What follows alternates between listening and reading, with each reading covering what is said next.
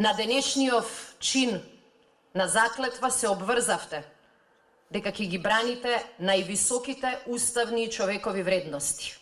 Тоа е голем завет.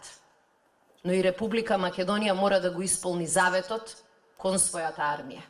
Дека за неа ќе се грижи, дека нејзиниот труд ќе го вреднува, а дека вашата професија ќе ја дигне на пиедестал. Во тоа име, сакам да ви честитам за големата чест која добивате и однапред да ви посакам успех во тешките, но благородни задачи кои ќе ги имате во целиот следен период.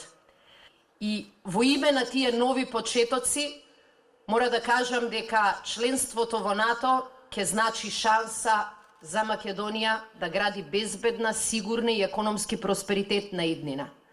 Но членството во НАТО ќе значи за овие нови офицери, за овие нови питомци, шанса да работат, да напредуваат, да се дообразуваат како дел од најмоćната военно-политичка алијанса во светот.